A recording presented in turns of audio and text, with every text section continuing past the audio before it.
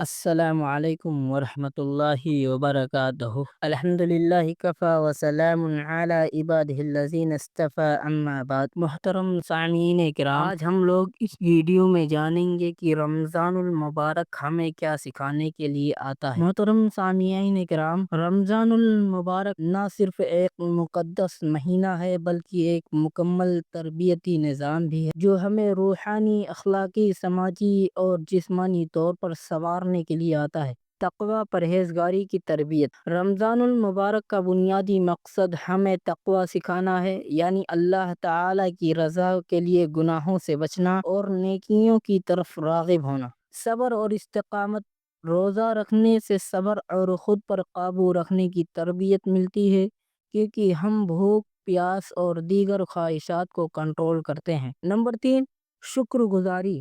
روزہ ہمیں اللہ کی نعمتوں کی قدر کرنا سکھاتا ہے، کیونکہ جب ہم بھوک اور پیاس محسوس کرتے ہیں تو ہمیں ان لوگوں کی تکلیف کا اندازہ ہوتا ہے جو ہمیشہ ان نعمتوں سے محروم رہتے ہیں۔ ہمدردی اور سخاوت۔ یہ مہینہ ہمیں غریبوں اور ضرورت مندوں کی مدد کا درس دیتا ہے، جس کا علمی مظاہرہ ہم صدقہ، خیرات اور زکوٰۃ کی صورت میں کرتے ہیں۔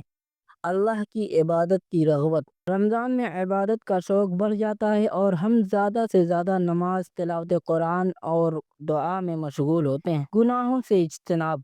ہم گناہوں سے بچنے کی کوشش کرتے ہیں، جیسے جھوٹ، غیبت، دھوکہ اور بد زبانی وغیرہ۔ ضبط نفس یعنی سیلف کنٹرول۔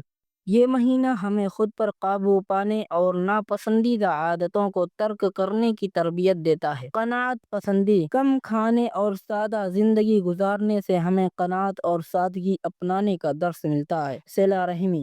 رشتوں کی قدر۔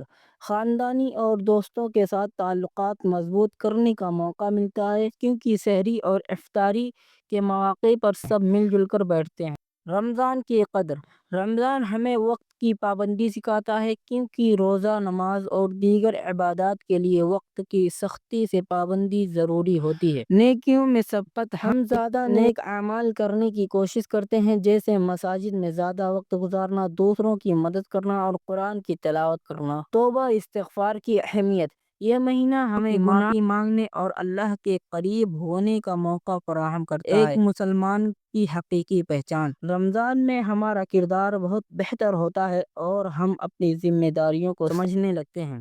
حلال کمائی کی اہمیت۔ رمضان المبارک ہمیں یہ سکھاتا ہے کہ روزہ ہمیں رزق حلال کی قدر سکھاتا ہے، کیونکہ اللہ کے قریب وہی لوگ ہیں جو حلال کماتے اور کھاتے ہیں۔ رات کی عبادت، تہجد اور تراویح۔ نیک صحبت اختیار کرنا۔